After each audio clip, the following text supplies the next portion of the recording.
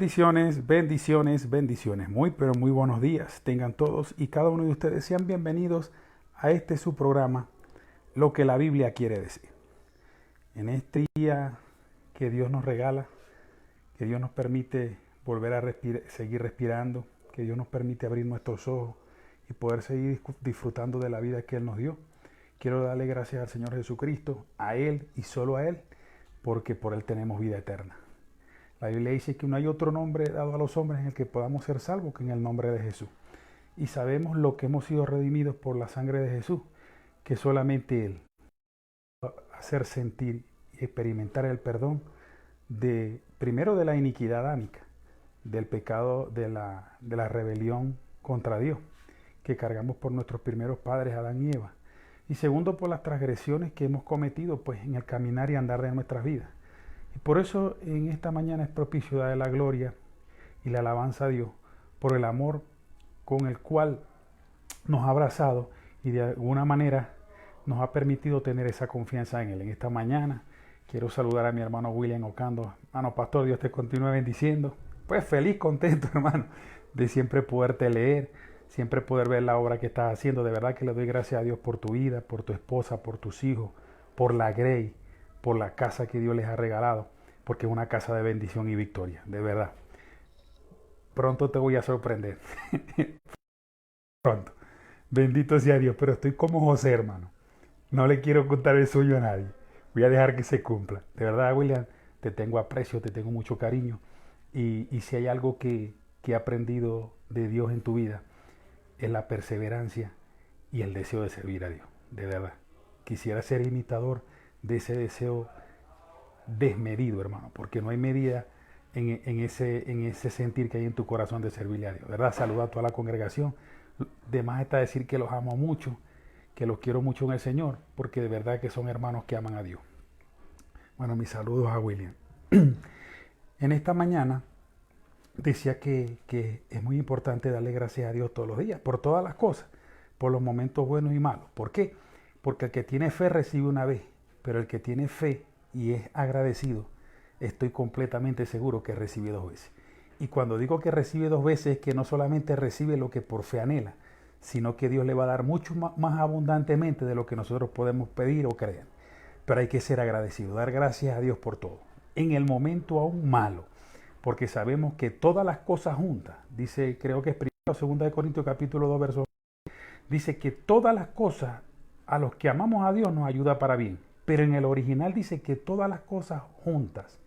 Quiere decir que en todo el caminar y peregrinar de tu vida van a suceder una serie de circunstancias, van a acontecer momentos difíciles, pero al final te vas a dar cuenta que todo sucedió para bien. Bendito sea la gloria del Señor. Es importante también tener empatía. Así como Dios tiene empatía con nosotros en los momentos difíciles y aún en los momentos de alegría, tener empatía con aquellas personas que estamos viviendo circunstancias difíciles. Aunque hoy estamos viviendo una circunstancia difícil a nivel del planeta, siempre hay unos que están en una mejor posición que otros. Y tener esa empatía con esa gente que necesita no solamente cosas materiales, porque muchas veces las cosas materiales no llenan a las personas. Nos llena a veces un abrazo, una palabra de parte de Dios que realmente avive nuestro espíritu con respecto a la fe y la confianza que tenemos que tener con Dios. El verdadero avivamiento no es cuando nosotros estamos cantando y sentimos la presencia de Dios. Eso no es avivamiento, eso es estar en su presencia. Es normal que en la presencia de Dios nosotros sintamos regocijo, paz, alegría y confianza. El verdadero avivamiento es cuando se te da una palabra de parte de Dios, un rema, una palabra que experimenté yo y de pronto la comparto con una persona que está en una situación igual a la que yo estuve o en ese momento de parte del Espíritu Santo yo le doy esa palabra y esa persona se levanta de la circunstancia que está. Se levanta por sus ojos físicos, se levanta porque su fe, su confianza en Dios aumenta y por supuesto va a empezar a ver días mejores. Y esa es la importancia de eso. En esta mañana me es propicio de Dios a mi vida una palabra que quiero compartir con ustedes. Y tiene que ver con la conversión del hombre. Tiene que ver con la necesidad que a veces tenemos los hijos de Dios de ver la salvación eterna en nuestra familia.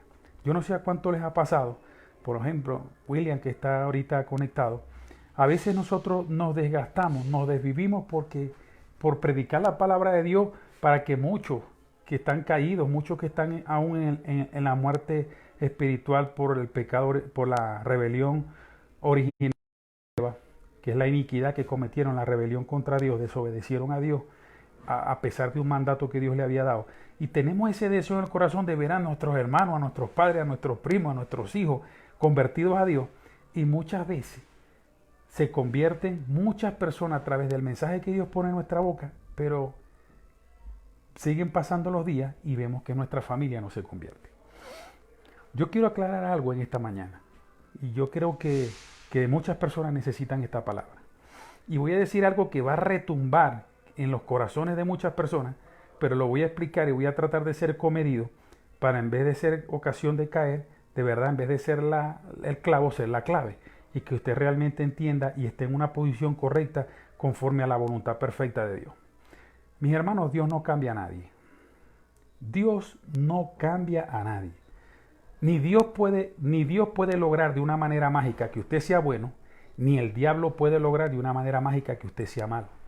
Dios le dio una libre decisión al hombre. Y Dios lo que hace es que te persuade con amor y te da una palabra viva para que esa palabra te ayude, te dé las herramientas de que tú puedas cambiar. ¿Por qué sabemos que Dios no cambia a nadie? Porque si Dios te dio un libre albedrío y Dios le dio autoridad al hombre, Dios no puede coercionar al hombre. El primero que respeta la libre decisión del hombre es Dios que se la dio. Entonces no es correcto decir en los púlpitos, yo antes era borracho, yo antes era drogadicto, yo antes era mal esposo, pero Dios cambió mi vida. No es bíblico decir eso, no es escritural, porque el hombre decide cambiar y Dios le da la herramienta para que cambie. Y mire si lo que estoy diciendo no es verídico, que si Dios pudiera cambiar, coercionar al mundo, ya Dios hubiese cambiado el planeta y lo hubiese puesto todo a favor de él, ¿no creen ustedes? Pero hay algo, hay una herramienta que Dios nos ha dado a los hijos de Dios, que nosotros podemos utilizar para que ese momento, esa decisión del hombre de cambiar, llegue a su corazón. Y se llama la oración. Cuando nosotros oramos, cuando nosotros clamamos a Dios por nuestra familia, por las almas perdidas de este mundo, Dios crea la ocasión, Dios crea el escenario para que el hombre tenga un encuentro personal con él. Al hombre tener un encuentro personal con Dios y sentir y experimentar el perdón de la rebelión, de la iniquidad adámica, experimentar que realmente siente ese amor de Dios, que aún siendo pecador, Cristo murió por nosotros y sabe y entiende que hay una salida a su muerte espiritual, el hombre decide cambiar y es allí donde empieza a operar la limpieza de la palabra. Por eso es que Tito capítulo 3, verso 5 o 15, creo por allí dice que no nos lavó. O sea, no fuimos salvos por obra que nosotros hubiéramos hecho, sino por su misericordia. Fuimos salvos por el lavamiento de la sangre, la regeneración a través de la palabra por el Espíritu Santo. Quiere decir que Cristo nos salva a través del sacrificio que hizo en la cruz del Calvario, pero hay un trabajo que tiene que hacer el Espíritu Santo y es convencer al hombre de pecado y de juicio para que haya un cambio en su alma. Dice mi hermano William, mi hermano y amigo, saludos y bendiciones, que la paz y el amor del Señor Jesús.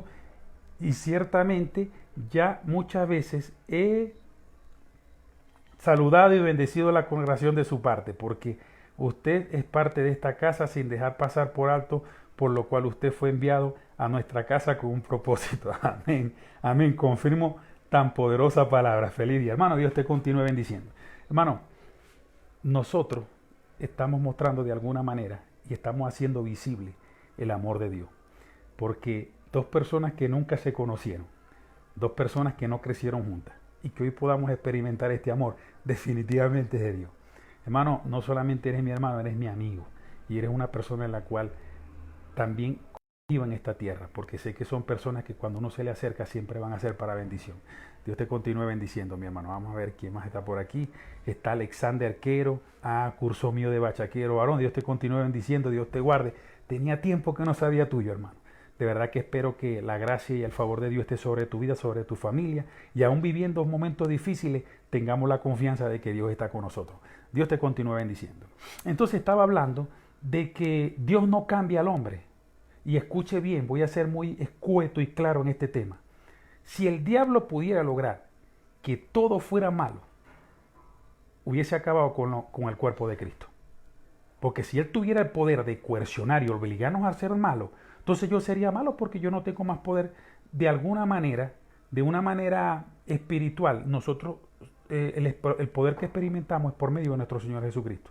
Pero el enemigo, nuestro adversario, el diablo, que el Señor lo reprenda, también tiene un poder que le fue delegado por Dios, que hoy día no lo puede manifestar de una forma física en la tierra, sí, pero sí de una manera espiritual, actuando en el monte alto de los hombres, que es la mente, los que le prestan la mente al diablo. Pero él no puede obligar a nadie a que sea malo. No sé si me hago entender y espero estarme explicando. No te puede obligar. Lo que tú haces mal en esta tierra, lo que tú obras mal, es porque tú decidiste en tu mente darle lugar en tu mente y que salga por tu boca o ponerlo por obra. Pero el diablo no te obliga.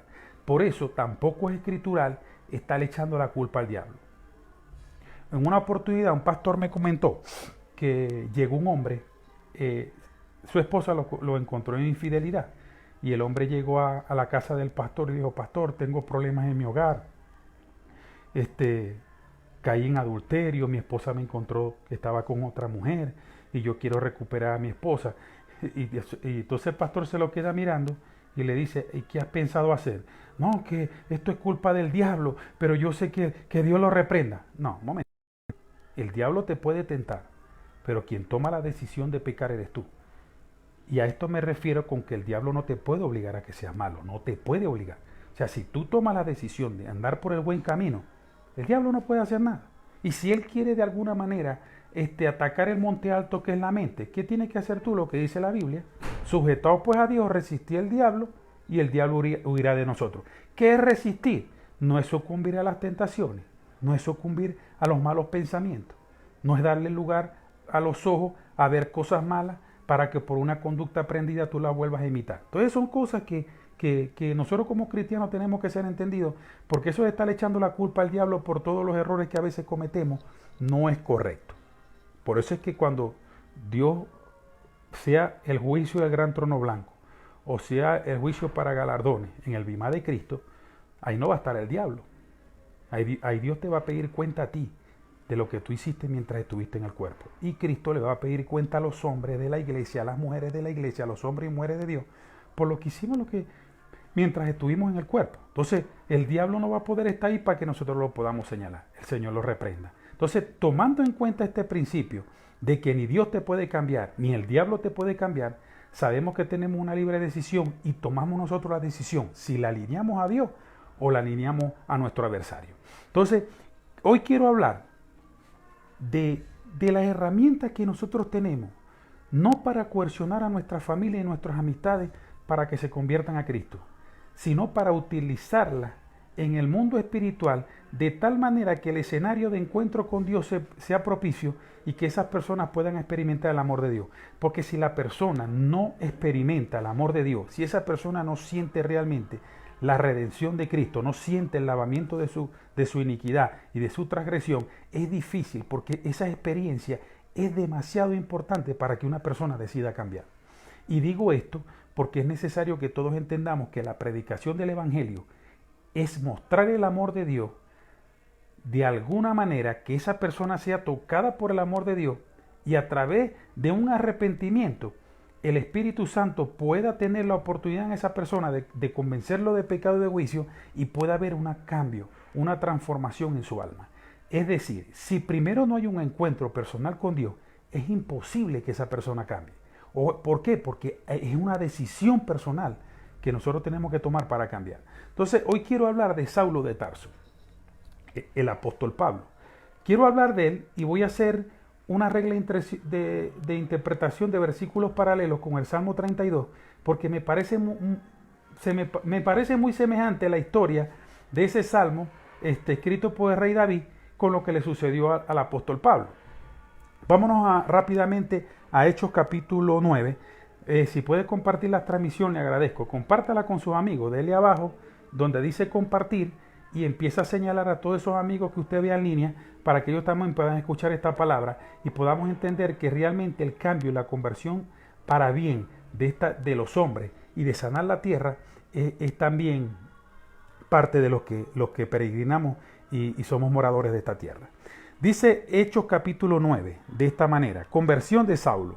Saulo, respirando aún amenazas y muerte contra los discípulos del Señor, vino al sumo sacerdote, verso 2, y le pidió cartas para las sinagogas de Damasco, a fin que si hallase algunos hombres o mujeres de este camino, los trajese presos a Jerusalén. Fíjese estos dos versos. De estos dos versos yo podría hablar fácilmente un año.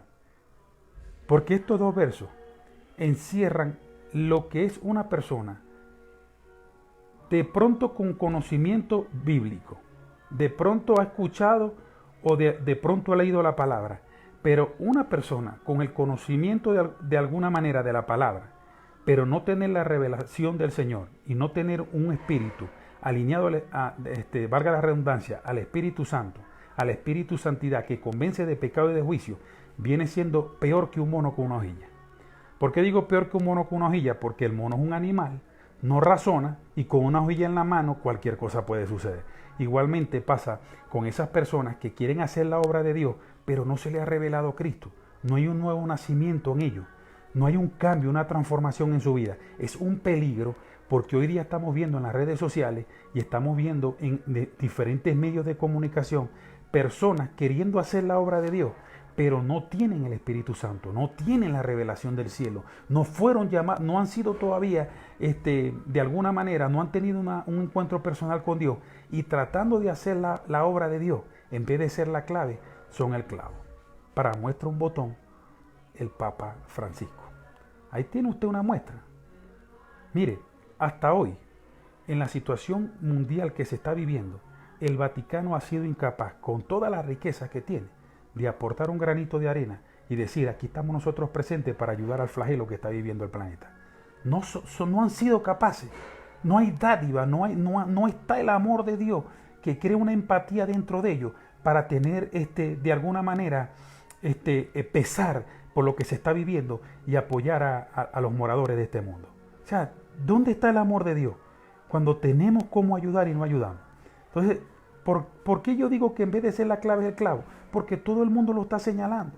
Todo el mundo está haciendo el comentario que cómo es posible que muchas personas que no tienen a Dios, que evidentemente nunca han tenido un peregrinar con Dios, se están manifestando en favor de ayudar a los moradores de la tierra con el flagelo que se está viviendo. ¿Y cómo es posible que el Papa salga diciendo una frase, pero imposible que salga de su boca, que el Vaticano ayude aún a los países que están siendo más flagelados por esta enfermedad? Y diga, aquí estamos nosotros presentes para ayudar, bien sea a tapabocas, para ayudar a guantes, para ayudar a medicinas, para ayudar a las clínicas. O sea, no hay empatía.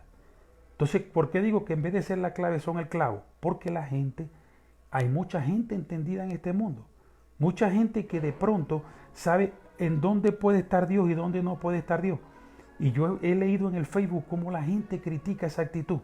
O sea, ¿por qué sales dando una palabra, pero eres incapaz de decir vamos a ayudar al mundo con el flagelo que está viviendo? Entonces, es importante que nosotros, cuando vamos a hacer la obra de Dios, se cumple en nosotros lo que dice la Biblia, que somos guiados por el Espíritu. Cuando la obra de Dios se hace guiada por el Espíritu, va a ser una obra infalible, difícil que nosotros podamos errar a blanco. Pero cuando una persona quiere hacer la obra y el Espíritu no es el que lo guía, es lo que acabo de decir, lo que dice el viejo adagio, sería como un mono con una hojilla. Entonces, estos dos primeros versos de Hechos capítulo 9 nos enseñan a nosotros la condición del apóstol Pablo antes de tener un encuentro personal con Cristo. Lo voy a volver a leer. Hechos capítulo 9, versos 1 y 2 dice, Saulo respirando aún amenazas y muerte contra los discípulos del Señor. O sea, qué increíble. El apóstol Pablo, el hombre que escribió 16 epístolas del Evangelio, me muestra la palabra de Dios que era de los cristianos que él después terminó proclamando como los verdaderos hijos de Dios. Dice el verso 2, y le pidió cartas para las sinagogas de Damasco. O sea, el apóstol Pablo pidió cartas, pidió permiso para poder perseguir a los cristianos, tomarlos presos y de alguna manera tratar de anular y tratar de detener la obra que ellos hacían. Dice, y le pidió cartas para la sinagoga de Damasco. Las sinagogas eran donde se reunían los cristianos, a fin de que si hallase algunos hombres o mujeres en este camino o de este camino, los trajese presos a Jerusalén. El apóstol Pablo era un hombre que fue de alguna manera discipulado y fue un hombre aprendido en las Escrituras a los pies de Gamaliel. Pero en ese momento que Pablo se dedicó al estudio de las Escrituras, se dedicó de una manera humana e intelectual.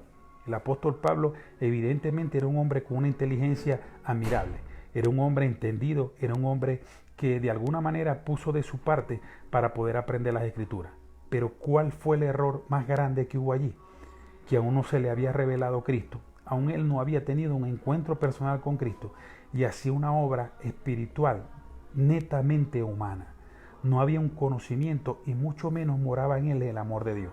Porque cuando la persona quiere estudiar la palabra, quiere aprender de Dios, pero no está el Espíritu Santo, que es el que da testimonio del amor de Dios en él, si no hay amor, viene a ser un verdugo, viene a ser de alguna manera el clavo, viene a ser un aguijón en las personas que tiene delante de ellos. ¿Por qué? Porque la arrogancia, la altivez y la falta de amor no le va a dar una dirección correcta para poder implementar esas escrituras que de alguna manera ha aprendido. Eso fue lo que pasó con el apóstol Pablo. Había arrogancia en él, había altivez. No podía aceptar que habían gente que realmente habían tenido un encuentro personal con Cristo y vivían una vida diferente a él. Mire lo que dice el verso 3. Mas yendo por el camino, aconteció que al llegar cerca de Damasco, repentinamente le rodeó un resplandor de luz del cielo. Mire, el apóstol Pablo era un hombre perseguidor de cristianos antes de tener un encuentro personal con Cristo y ser llamado al ministerio apostólico. Pero yo estoy completamente seguro que por este hombre y por muchos hombres en esta tierra y por muchas mujeres, hay gente levantando oración, hay gente levantando ayuno y hay gente suplicando, clamando a Dios para que tenga un encuentro personal con Cristo. O sea, cuando yo levanto mi oración en mi aposento, en mi casa, en mi lugar de trabajo, en el lugar donde esté, y yo le digo, Señor, mira a los moradores de la tierra, mira la condición en la que están, Padre, dale entendimiento, dale sabiduría, permíteles tener un encuentro personal contigo, permíteles que puedan experimentar el toque de tu amor. Cuando yo hago esa oración, la Biblia me enseña a mí que yo entro confiadamente al trono de la gracia, yo soy escuchado por Cristo, por el Padre, por el Hijo y del Espíritu Santo, y esa oración no cae por tierra. A cualquier persona de este planeta puede alcanzar esa oración, porque el deseo de mi corazón es que los hombres que habitamos y las mujeres que habitamos en esta tierra tengan un encuentro personal con Cristo. A Pablo Dios no lo tocó simplemente porque lo quiso tocar porque él es Pablo. A Pablo Dios lo tocó primero porque había un propósito del cielo con él. Y segundo, porque estoy seguro que había gente que estaba levantando oración por Pablo. ¿Cuál es mi llamado en esta mañana? Que aunque nosotros no tenemos el poder de cambiar a nadie, porque nosotros lo que somos instrumentos útiles en las manos de Dios para predicar este glorioso evangelio, tenemos una herramienta que es la oración, comunicarnos con Dios para que Él cree el escenario propicio en la tierra y aún nuestra familia, nuestros amigos y aún los que no conocemos tengan un encuentro personal con Cristo. La Biblia dice en el libro de Proverbios que del hombre son sus pasos, mas Jehová endereza su vereda.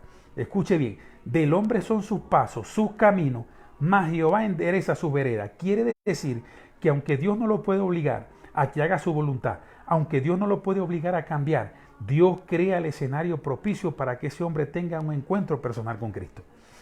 ¿Cuántos de nosotros no anhelamos de pronto que tu papá, tu mamá, tus hermanos tengan un encuentro personal con Cristo? Pero a veces oramos mucho por las almas perdidas que no tienen que ver con nuestro hogar y con nuestra familia, y no oramos por los mismos que habitan en nuestra casa, que es nuestro hogar, y por nuestra familia, que son todos los que comprenden biológicamente lo que es la familiaridad a través de la sangre, a través de lo que es nacer en un mismo vínculo familiar. Entonces es necesario que entendamos que así como el apóstol Pablo, siendo un perseguidor cristiano, siendo un hombre que manejaba de una manera incorrecta las escrituras, sus caminos, sus pasos fueron afirmados y tuvo un encuentro personal con Cristo. Pudo experimentar, pudo abrir sus ojos con respecto a la ceguera espiritual que tenía, porque tenía conocimiento, pero había una ceguera espiritual. ¿Cuál es la ceguera espiritual? Querer hacer la obra de Dios, pero no conforme a la voluntad de Dios. Eso es lo que está pasando mucho hoy día.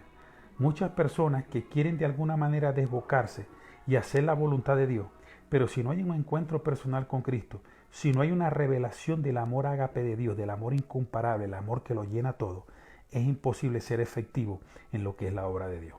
Y es necesario que nosotros como cristianos, como hijos de Dios, entendamos que hacer la voluntad de Dios es hacer las cosas como Él las manda hacer. No te va a obligar a que la hagas así, pero Él dice, he puesto delante de vosotros dos caminos, el del bien y del mal. Escoge pues el del bien. Escoger el camino del bien no significa solamente hacer obras buenas. Escoger el camino del bien significa hacer la perfecta voluntad de Dios. ¿Por qué a veces no es fácil hacer la perfecta voluntad de Dios?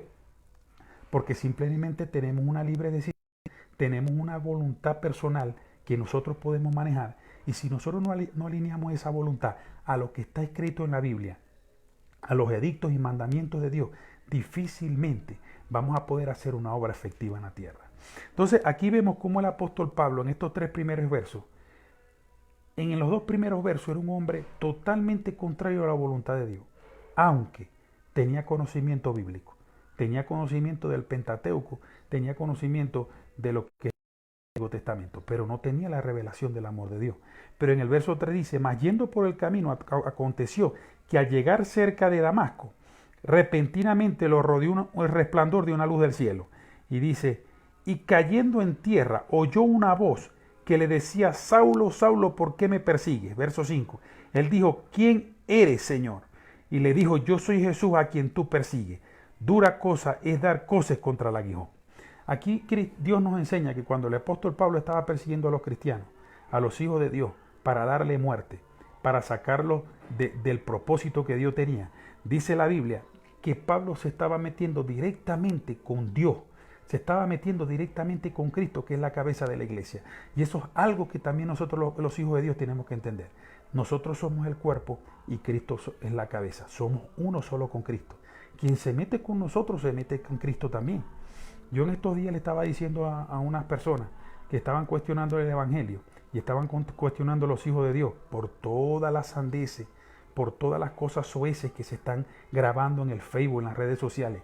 Es una lástima cómo gente desentendida en el conocimiento de Cristo está agarrando las redes sociales para hablar a diestra y a siniestra cosas que ni siquiera entienden, cosas que ni siquiera comprenden, ni ellos mismos a veces se creen lo que están diciendo. Simple y es como de una manera visceral salir yo a hablar de parte de Dios, pero no son cosas que tienen que ver realmente con las cosas de Dios. Entonces aquí vemos en el apóstol Pablo cómo él de alguna manera es tocado por el poder de Dios, experimenta el amor de Dios y a partir de este verso nos habla de un hombre totalmente distinto a los versos 1 y 2 de Hechos capítulo 9. Ahora yo quiero que nos vamos por un momento al Salmo 32 y vamos a ver cómo el salmista de alguna manera demuestra en el Salmo 32 cómo realmente Dios puede encontrar a un hombre en el camino y puede transformar su vida.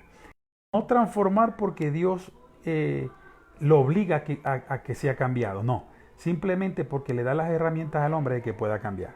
Entonces dice el Salmo 32 de esta manera, bienaventurado aquel cuya transgresión ha sido perdonada y cubierto su pecado. Mire lo que dice el salmista aquí. Cuando el salmista dice, bienaventurado aquel cuya transgresión ha sido perdonada, está hablando del amor de Dios manifestado en el hombre, en los moradores de la tierra, y ese hombre entiende realmente que ese amor de Dios lo ha alcanzado y que tiene la oportunidad de ser una persona distinta a lo que es. Y dice, y cubierto su pecado. ¿Por qué el salmista habla aquí de pecado cubierto? Porque no había sido manifestado Cristo. Cuando el rey David escribió este salmo, el Mesías no había sido manifestado en la tierra. Y resulta que antes de el Mesías ser manifestado, se hacían una serie de ritos, una serie de sacrificios que permitían al hombre de alguna manera colocar sus pecados delante de Dios y Dios de alguna manera cubrirlo, no ver, o sea, dejar de ver lo malo que ellos hacían, tipo de perdón, para que ellos pudieran seguir caminando sobre esta tierra, para que la ira de Dios no los consumiera. Entonces dice el salmista, bienaventurado aquel cuya transgresión ha sido perdonada y cubierto su pecado. Fíjese que el salmista habla de cubierto los pecados, pero no habla de limpieza de pecado. Cosa muy distinta en el Nuevo Testamento, cuando Jesús entrega su vida por nosotros y nos redime de la iniquidad adámica. La iniquidad adámica, la que estaba sobre las espaldas de los antiguos, no le permitía que sus pecados fueran limpiados, fueran borrados, solamente cubiertos, porque la iniquidad permanecía en ellos.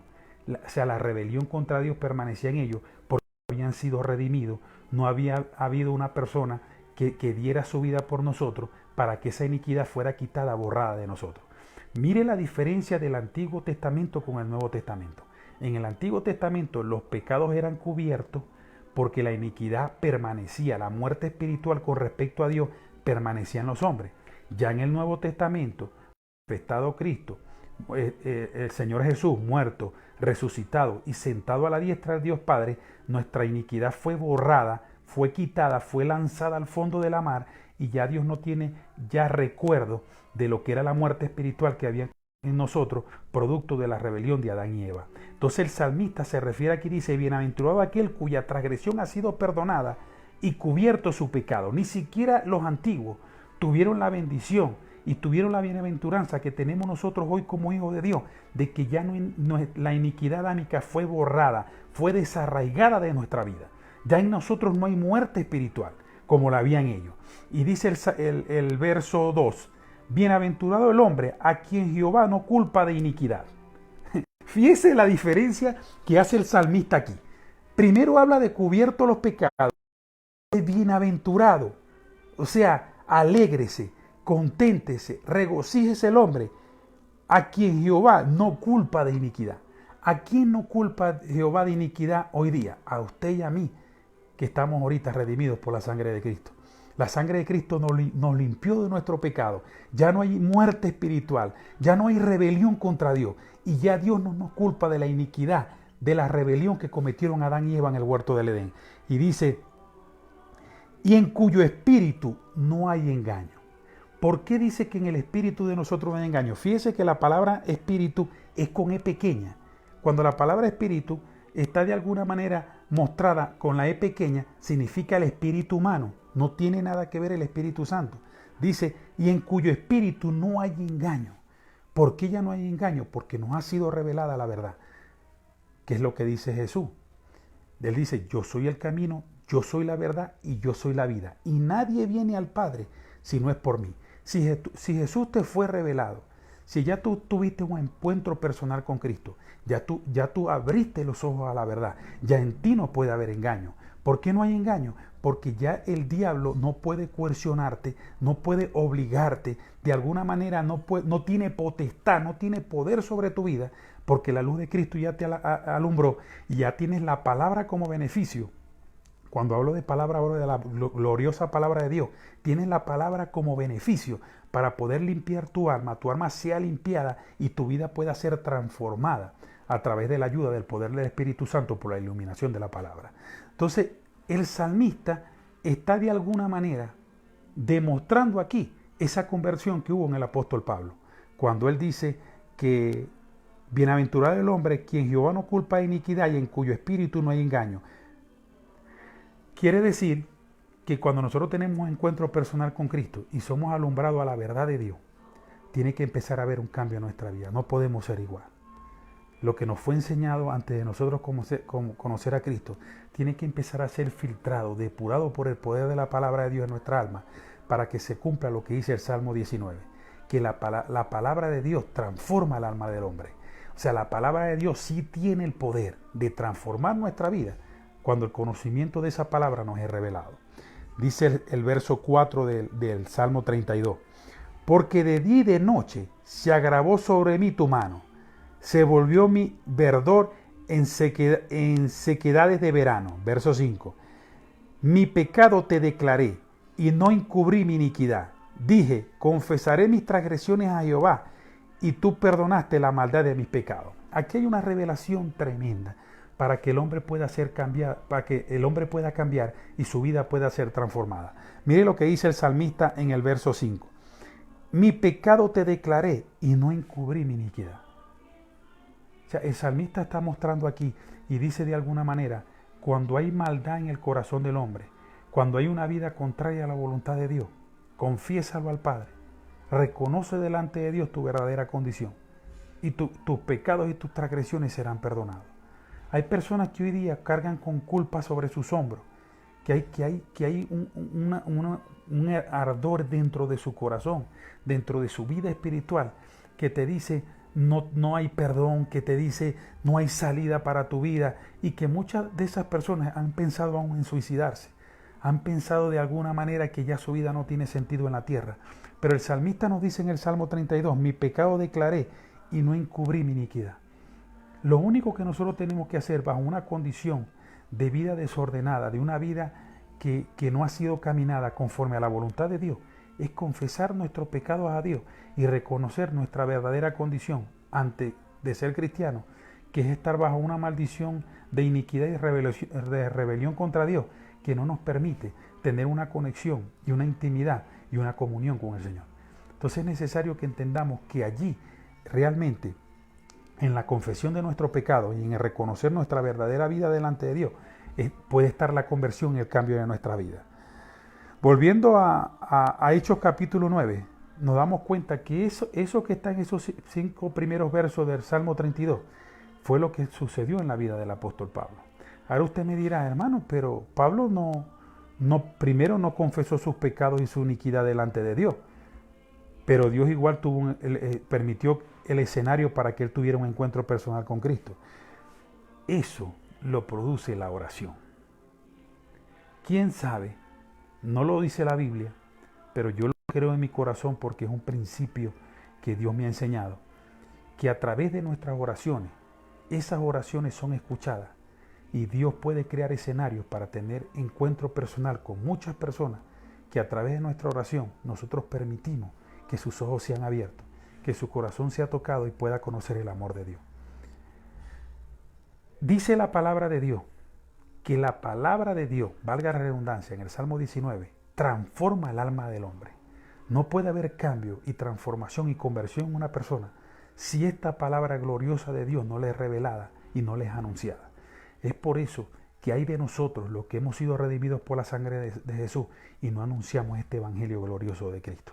Si nosotros no anunciamos, no proclamamos esta palabra, las almas no pueden ser transformadas en este mundo y no puede haber un direccionamiento, no puede haber una dirección hacia un camino de bendición y victoria de un mundo que cada día va como hacia un abismo, un mundo que cada día se corrompe más y un mundo perverso que no está permitiendo una vida quieta y reposadamente a los moradores de esta tierra.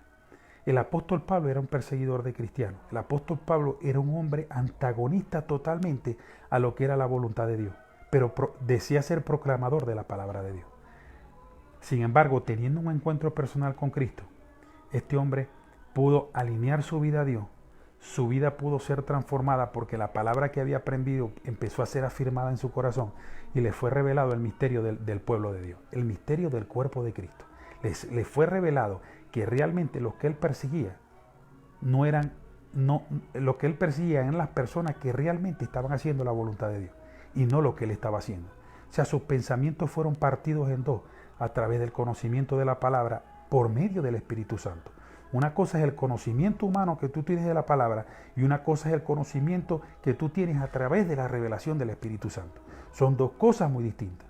Es muy fácil decir Juan 3:16, porque de tal manera amó Dios al mundo que ha dado su Hijo unigénito para que todo aquel que en él crea no se pierda, mas tenga vida eterna.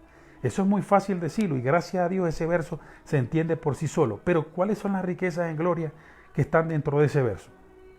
Porque de tal manera amó Dios al mundo. ¿Qué significa eso? Que aun siendo nosotros pecadores, Cristo murió por nosotros. Que cuando abundó el pecado, sobreabundó la gracia que es en Cristo Jesús. Eso significa en esa primera frase. Porque de tal manera amó Dios al mundo. ¿Qué significa ese de tal manera?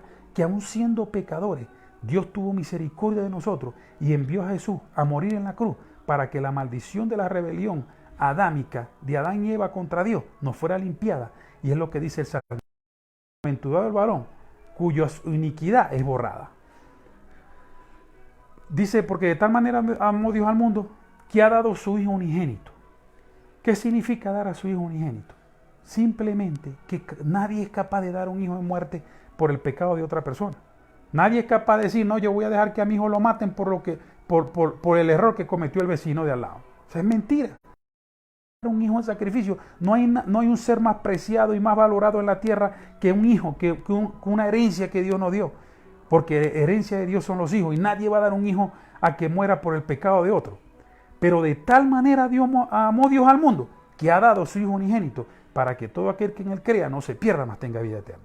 Esa es la revelación del amor incomparable de Dios, que aun siendo pecadores mandó a su Hijo, el que era en la eternidad con él, a hacerse hombre en Jesús, nacer del vientre de María y ser flagelado, escupido, maltratado, o sea, padecer como ladrón en la tierra, siendo un ser de luz, siendo un ser que nunca cometió pecado. Esa es la virtud del amor de Dios, porque de tal manera amó Dios al mundo. ¿Y por qué te estoy explicando esto? Porque no es solamente leer Juan 3:16, es entender la riqueza en gloria que hay dentro de ese verso. Y para yo entender la riqueza en gloria que hay en ese verso, yo tengo que vivir la misma conversión, la misma transformación que vivió el apóstol Pablo a través del encuentro personal que tuvo con Cristo. Cuando hablo de la conversión es que él era Raxaúl.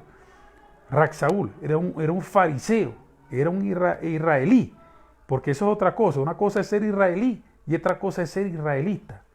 Israelí es el que nace en Israel, en la ciudad, en el país de Israel. Israelita es aquel que tiene que ver con el cuerpo de Cristo y con las promesas de Dios. ¿Quiénes son israelitas hoy en día? Los judíos que se convirtieron a Cristo y los gentiles que se convirtieron a Cristo son el cuerpo de Cristo. Ese es el verdadero Israel de Dios. Eso también tenemos que entenderlo los cristianos. Porque hay cristianos que no están entendiendo este tema. El mismo apóstol Pablo dice, porque no todo el que nace en Israel es israelita. El que nace en Israel es israelí, pero israelita es el que es pueblo de Dios. Es el que ha sido redimido por la sangre de Cristo. El verdadero Israel de Dios hoy día es el cuerpo de Cristo. Nosotros somos el verdadero Israel, pero somos israelitas por conversión, por la fe de Abraham, por la fe de creer en Dios y en el sacrificio que hizo Jesús. Somos israelitas circuncidados de corazón.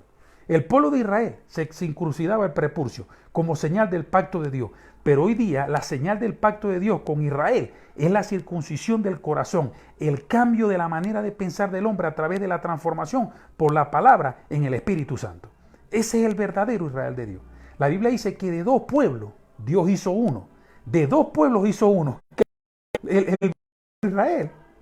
Israel de Dios, que somos el cuerpo de Cristo. Dice que nosotros fuimos injertados en las promesas de Israel.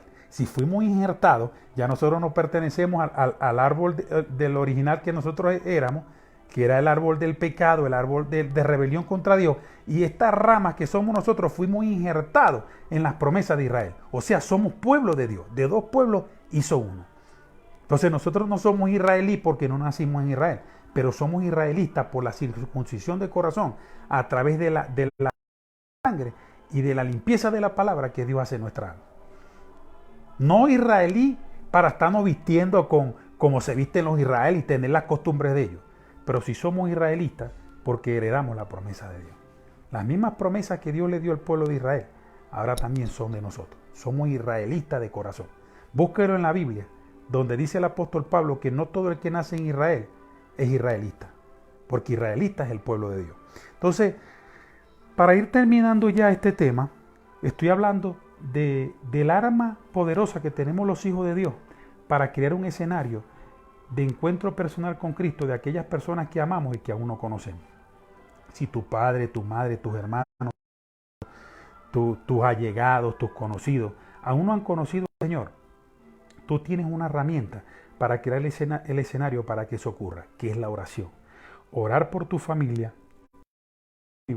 y orar por los que aún no conoces, como hijo de Dios que eres escuchado por Dios, para que se cree el escenario y se cumpla lo que dice el libro de Proverbios, que del hombre son sus caminos, mas Jehová endereza su vereda.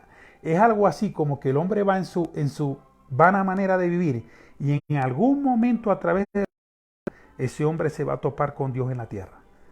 El mensaje de la palabra, se va a topar con una experiencia de Dios de otra persona. Ese hombre en algún momento se va a crear un escenario. Cuando hablo de hombre, hablo de una manera genérica. hombre y mujer. Se va a crear un escenario para que esa persona pueda experimentar y sentir el toque de lo que es el amor de Dios. Ojo, si no sentimos el toque de lo que es el amor de Dios, es imposible que haya una transformación en el hombre. Porque la fe viene por entender y entender la palabra de Dios. Y para yo poder entender la palabra de Dios, tengo que escucharla. Tengo que dejar que esa palabra entre a mi mente y yo poder razonarla y el Espíritu Santo prenderme la luz de la revelación de esa palabra, que es más o menos lo que yo acabo de decir de Juan 3:16. Es algo así, es extraer, es rescatar de alguna manera, sacar de ese verso bíblico las riquezas en gloria que hay depositadas por Dios, para que esas riquezas en gloria depositadas en mí y yo las pueda internalizar y poder ponerlas por obra. Entonces, para terminar, quiero darle primeramente gracias a Dios por este capítulo de Hechos capítulo 9, que nos permite conocer lo que es una persona antes y después. El apóstol Pablo, cuando era un hombre fuera de la voluntad de Dios y aún creyendo hacer la obra de Dios, que en vez de ser la clave, lo que era el clavo, y el apóstol Pablo después, cuando tuvo el encuentro personal con Cristo, su vida fue transformada a través de la palabra, y a través de ese encuentro personal que tuvo Pablo, él pasó a ser otra persona dentro de la misma persona, del mismo cuerpo. Es una conversión de adentro hacia afuera. Es un cambio rotundo de tu manera de pensar que te alinea de alguna manera a lo que es la voluntad de Dios, y a través del conocimiento revelado de la palabra, tú puedes hacer una obra para Dios conforme a su voluntad, efectiva y eficaz. Entonces, aquellas personas que tenemos el flagelo en nuestro corazón, que tenemos turbación en nuestro corazón, que tenemos tristeza, porque nuestra familia aún no sigue a Cristo, o porque muchos de nuestra familia no les ha sido revelado Cristo, vamos a levantar oración por ellos. Y hoy voy a hacer una pequeña, tanto por los míos como por los tuyos y los que no conocemos, para que Dios crea el escenario y puedan tener un encuentro personal con Cristo y decidan en su corazón de verdad que su vida sean cambiada y que el Espíritu Santo pueda hacer la obra en ellos de la transformación.